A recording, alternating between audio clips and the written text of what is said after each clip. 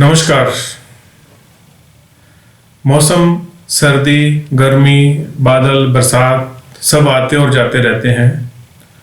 इन मौसम में जब भी एक्सट्रीम कंडीशंस आती है, ज़्यादा सर्दी आएगी, ज़्यादा गर्मी आएगी, तो शरीर उसको एडजस्ट नहीं कर पाता और उसके ऊपर स्वास्थ्य संबंधी प्रभाव बढ़ जाते हैं। लैंसेट मैगजीन में छपी हुई एक रिसर्च के मुताबिक सर्दी से यानी कि ठंड की वजह से कुल डेथ का 7% यानी कि जितनी भी मृत्यु प्रति वर्ष या प्रति कोई भी एक समय के उसमें होती है, उनमें से 7% डेथ जो है वो केवल और केवल अत्यधिक सर्दी के कारण होती है। यानी कि वो सब व्यक्ति, वो सब शरीर उस सर्दी को अच्छे से झेल नहीं पाए, जिसके कारण उनकी मृत्यु हुई। अन्य बीमारियां जो हैं वो फैक्टर तो हो सकती हैं, लेकिन सर्दी एक महत्वपूर्ण कारण होता है उनकी मृत्यु का। तो मैंने जब ये सोचा कि जब इतना बड़ा कारण है ये मृत्यु का, तो उस पर कुछ देखें तो क्या मिलता है। मैं जान के हैरान हुआ कि बहुत सारी बीमारियां केवल सर्दी के मौसम में ट्रिगर करती हैं या अधिक हो जाती है। उनमें से महत्वपूर्ण डिजीज है हृदय संबंधी रोग, हार्ट डिजीजेस। साधारण हाइपरटेंशन से लेकर के हार्ट अटैक तक की जो कंडीशंस हैं वो सर्दी के मौसम में बढ़ जाती है। हृदय घात होने से होने वाली मृत्यु की संख्या भी सर्दी के मौसम में बढ़ जाती है। ऐसा क्यों हो जाता है? सर्दी के मौसम में हमारे खून की धमनियां हैं वो सिकुड़ जाती है और इस सिकुड़ने की वजह से ब्लड प्रेशर बढ़ जाता है और इस सिकुड़ने की ही वजह से पेशाब अधिक लगता है, जिसको कोल्ड डाइयूरेसिस भी कह देते हैं। कोल्ड डाइयूरेसिस के कारण यूरिन आउटपुट जब ज्यादा हो गया, हमारा खून गाढ़ा हो जाता है। ठीक है, खून गाढ़ा हुआ यानी कि डिहाइड्रेशन के बाद में हमारा ब्लड कंसंट्रेट हो गया, खून गाढ़ा हो गया और इस गाढ़े खून में क्लॉट्स होने के चांसेस बढ़ जाते हैं। क्लॉट्स यानी कि खून का थक्का बन जाना, और ये क्लॉट्स ही हमारे शरीर में खास करके हार्ट और ब्रेन में जाकर के इश्यूज कर देते हैं। और ये क्लॉट्स जब हार्ट में और ब्रेन में चले गए तो सीवीए हो जाएगा, और जब हार्ट में चले गए तो हार्ट अटैक जिसको हम कह देते हैं वो हो जाता है। सर्दी के मौसम में कोलेस्ट्रॉल की मात्रा भी बढ़ जाती है, क्योंकि हमारा खान पान कंपैरेटिवली अधिक रिच हो जाता है, हम घी तेल की चीजें ज्यादा खाते हैं। सर्दी के मौसम में फिजिकल एक्टिविटी कम हो जाना भी इसका कारण है। सर्दी के मौसम में वाटर इनटेक यानी कि पानी के पीना भी कम हो जाता है, तो ये भी एक फैक्टर हो जाएगा हार्ट की प्रॉब्लम्स को बढ़ने का। डायबिटीज भी सर्दी के मौसम में सामान्य से अधिक हो जाती है। इसकी वजह भी वही है, फिजिकल एक्टिविटी का कम हो जाना, और बहुत ही महत्वपूर्ण वो कि सर्दी के मौसम में insulin antagonist hormones, insulin antagonist activities बढ़ जाती है। यानी कि वो सभी फैक्टर्स जो शुगर को बढ़ाने का काम करते हैं वो सर्दी के मौसम में अधिक हो जाते हैं, क्योंकि बॉडी कुछ फाइट करने के लिए जब तैयार होती है तो इंसुलिन एंटागोनिस्ट हार्मोन बढ़ जाते हैं। स्पेशली एड्रिनल ग्लैंड के हार्मोन, कोर्टिसोल और अन्य एपिनेफ्रिन, नोरेपिनेफ्रिन, ये सभी सर्दी के मौसम में बढ़ जाते हैं। सर्दी के मौसम में श्वास से संबंधित समस्याएं भी अधिक हो जाती हैं। रेस्पिरेटरी सिस्टम की डिजीजेस बढ़ जाती हैं। साधारण खांसी, जुकाम, गला खराब से लेकर के अस्थमा तक सभी रोग सर्दी के मौसम में अधिक हो जाते हैं। ऐसा होने की वजह वातावरण में ड्राइनेस और टेम्परेचर का कम होना होता है। ऐसा होने से श्वास नलियां सिकुड़ती हैं, खांसी होने की समस्या बढ़ जाती है। सर्दी के मौसम में लोग रूम्स के अंदर रहते हैं सर्दी से बचने के लिए। ज्यादा लोग जब एक ही जगह में रहेंगे तो भी एक दूसरे से इन्फेक्शन वो ट्रांसमिट कर लेते हैं। सर्दी के मौसम में क्योंकि हम अपने घरों की खिड़कियां दरवाजे ठंडी हवाओं से बचने के लिए बंद रखते हैं, तो उनमें जो डस्ट माइट्स उत्पन्न हो जाएंगे, वो डस्ट माइट की संख्या भी सर्दी के मौसम में अधिक हो जाती है। इसीलिए आपने देखा होगा कि एलर्जी के श्वास के जो पेशेंट्स हैं, उनको सर्दी के मौसम में तकलीफ ज्यादा होती है।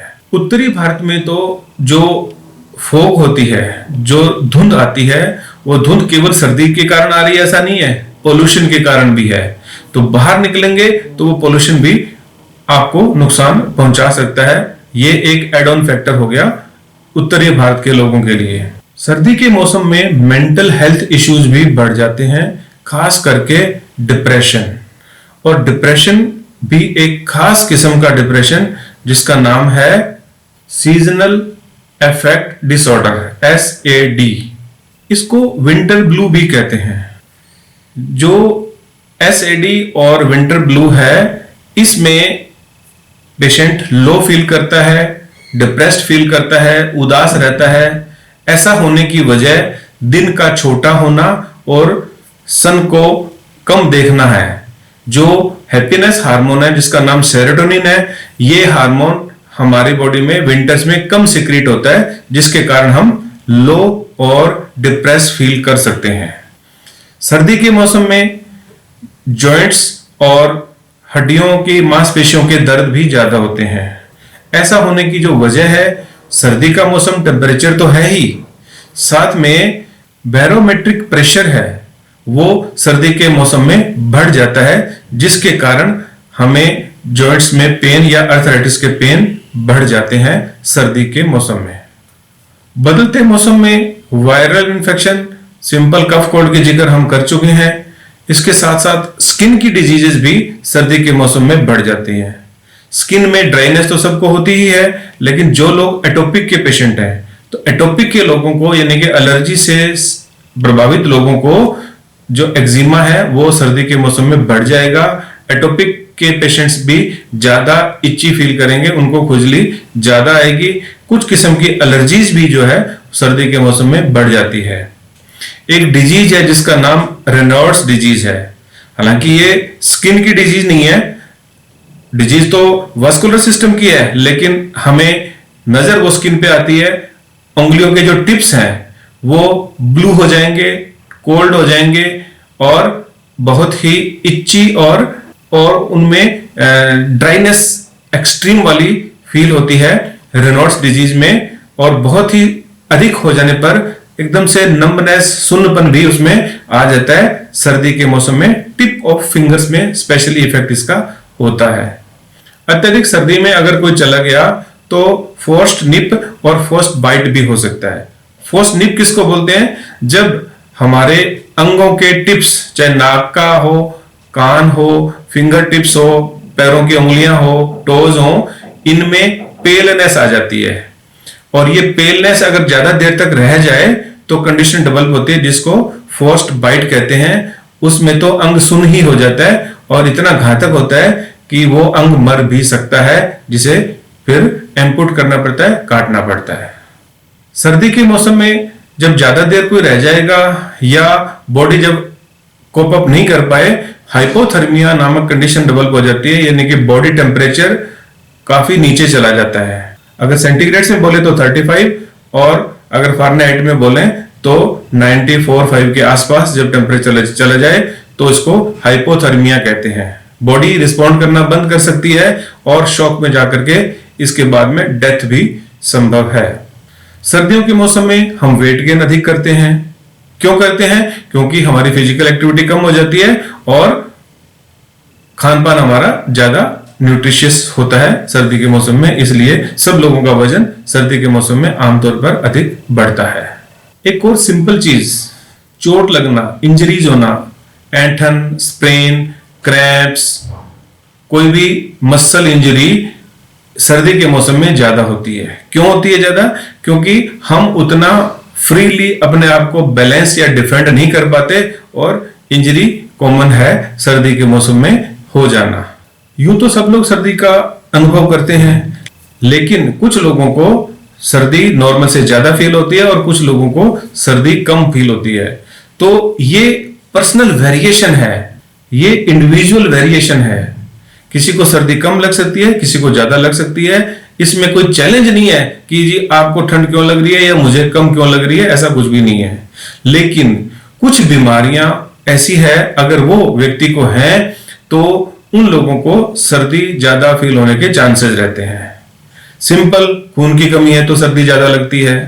हाइपोथायराइडिज्म है, जिसको सामान्यतः हम थायराइड ही कह देते हैं, उन रोगियों को सर्दी ज्यादा फील हो जाती है। डायबिटिक लोगों को भी सर्दी नॉर्मल से ज्यादा फील होती है। रेनॉल्ड्स डिजीज जिसका मैं जिक्र करके आया हूं, उनके पेशेंट्स को भी सर्दी ज्यादा फील होती है, क्योंकि उनके पेरिफेरल ब्लड वेसल्स की नैरोइंग या एकदम से ऐंठन हो जाती है। सर्दी के मौसम में उनको सर्दी काफी अधिक फील होती है। तो इस सर्दी के मौसम में हम क्या करें जो कि हमारा बचाव रहे सर्दी से? सबसे पहला काम तो यही है कि हम सर्दी के मौसम में पहने जाने वाले कपड़ों पे ध्यान दें। वो कपड़े भी कैसे होने चाहिए मैं आपको बताने वाला हूं। कपड़े में क्या, सबसे नीचे जो लेयर है वो होजरी लेयर होनी चाहिए, उसके ऊपर इनर या थर्मोकोट की लेयर होनी चाहिए, और सबसे ऊपर की जो लेयर है वो ऐसी होनी चाहिए जिसमें से हवा क्रॉस ना हो। सामान्यतः आजकल जो जैकेट्स हैं वो अच्छी होती हैं। जैकेट्स का एक ये भी फायदा है कि उनमें चेन होती है, जिसको अगर हम दिन में गर्मी फील करें तो ओपन किया जा सकता है। दोस्तों, एक लेयर अगर खूब मोटी पहन ली जाए, उसकी तुलना में ये 3 पतली लेयर ज्यादा बेनिफिशियल है। मोटी लेयर की तुलना में multiple layer is more beneficial.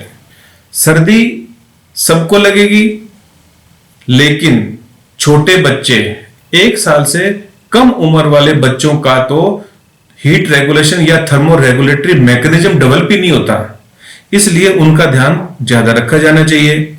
Old age में जो सबकटेनियस फैट होती है, स्किन के नीचे की जो चर्बी की लेयर होती है वो पतली हो जाती है, उसके कारण उनका ऑटोमेटिक या सेल्फ डिफेंस कमजोर हो जाता है। थर्मो रेगुलेटरी सिस्टम भी उनका स्लगिश हो जाता है, वो उतना एक्टिव नहीं रहता है, इसलिए उनका ध्यान भी अधिक रखना होता है। इसके साथ साथ अपने सिर को, अपने गले को, छाती को अच्छे से कवर करके रखना चाहिए। हाथों में ग्लव्स भी पहन सकते हैं सर्दी ज्यादा होने पर। पैरों में पहने जाने वाले जूते लेसेस वाले हो, ज्यादा प्रोटेक्शन करते हैं। इसके साथ साथ अगर अधिक सर्दी में या किसान के रूप में आप खेत में काम करने वाले हो तो आपको स्पेशल कुछ बड़े हाइट तक के जूते पहनने चाहिए सर्दी से बचने के लिए। और बर्फ में काम करने वाले या जो एक्टिव रहते हैं उन लोगों को भी अपने शूज का विशेष ध्यान रखना होता है। जिन लोगों को बस स्टॉप पे या कहीं वेट करना होता है सर्दी की सुबह में, उन लोगों को गर्म कपड़ों का अधिक ध्यान रखना चाहिए, क्योंकि जब तक आप मूव होते रहते हैं तो आपको सर्दी कम प्रभावित करती है देन कि आप अगर एक जगह रुके हुए हैं। सोने के समय का जो तापमान है उसको भी ध्यान रखा जाना चाहिए कि वो पर्याप्त रूप से कंफर्टेबल फील हो। आपके बिस्तर आपको अच्छे से वार्म कंबल और रजाई वगैरह का इस्तेमाल करना चाहिए। हवा का झोंका कहीं से भी नहीं आए, इस बात को सुनिश्चित किया जाना चाहिए। सर्दी का मौसम शुरू होने पे जब गर्म कपड़े पहनना शुरू करते हैं तब उनको या तो एक बार फिर से धो के इस्तेमाल करो, नहीं तो अच्छी तरह से धूप में खुली हवा में सुखा करके इस्तेमाल करो, क्योंकि उनमें रखे रखे डस्ट माइट डेवलप हो जाते हैं। स्पेशली जो लोग एलर्जी के पेशेंट हैं उनको विशेष ध्यान इस बात पे देना ही चाहिए। गर्मी की तुलना में हम सर्दी के कपड़ों को कम धोते हैं और उनको रीयूज करते हैं, लेकिन जो वूलन्स हैं या जो कुछ इस तरह के कपड़े हैं उनको समय समय पर धोते रहना चाहिए, क्योंकि उनमें डस्ट माइट्स डेवलप हो जाते हैं और जो माइट्स हैं वो एलर्जी का बहुत बड़ा कारण बनते हैं। सर्दी के मौसम में खान पान पे भी विशेष ध्यान दिया जाना चाहिए। ध्यान कैसे रखोगे? जो लोग मोटे हैं ऑफ कोर्स वो अगर अधिक खाएंगे तो और ज्यादा वेट गेन हो जाएगा। उन्हें विटामिन सी से भरपूर ताजे फल, सब्जियां, सलाद इस्तेमाल जरूर करनी चाहिए, जिससे उनकी इम्यूनिटी अच्छी बनी रहे। और अपना वेट के अकॉर्डिंग, अगर आप बहुत ज्यादा ओबीज नहीं है, नॉर्मल है, फिट है, तो आप घी और ड्राई फ्रूट्स का इस्तेमाल करेंगे तो सेहत के लिए अच्छा होगा। एक्सरसाइज बहुत आवश्यक है। जहां एक तरफ सुबह जल्दी उठ करके सैर करने जाना लाभदायक होता है सामान्य दिनों में, वहीं खास करके एजेड लोगों को, डायबिटिक लोगों को और जिनको हार्ट प्रॉब्लम है, 50 साल से अधिक की एज के लोगों को सुबह जल्दी उठ के सैर करने नहीं जाना चाहिए, क्योंकि उस समय वो ठंडा वातावरण, रात के समय ज्यादा बिस्तर का ज्यादा और सुबह का ओपन का ठंडा वातावरण उनकी हेल्थ के लिए बहुत ही डेंजरस है और हार्ट अटैक आ सकता है। इसलिए उन्हें दिन के धूप के समय वॉक करने जाना चाहिए, जल्दी उठ के नहीं जाना चाहिए। जो लोग नहीं जा पाए उनको इंडोर एक्सरसाइज के रूप में योगा या इंडोर एक्सरसाइज, व्यायाम वगैरह घर पे ही कर लेना चाहिए, और ये करना आवश्यक है। उससे उनकी हेल्थ अच्छी बनी रहती है। पर्याप्त रूप से पानी पीना अत्यंत आवश्यक है। सर्दी के मौसम में प्यास तो लगती नहीं है और यूरिन आउटपुट अधिक हो जाती है। वेजो कंस्ट्रिक्शन की वजह से, यूरिन आउटपुट का अधिक हो जाने की वजह से खून गाढ़ा ना हो या आपकी बॉडी के अंदर ड्राइनेस ना रहे, इवन श्वास नलियां, रेस्पिरेटरी सिस्टम भी ड्राई ना हो, स्किन भी ड्राई ना हो, आवश्यक है कि आप पर्याप्त पानी जरूर पीते रहें।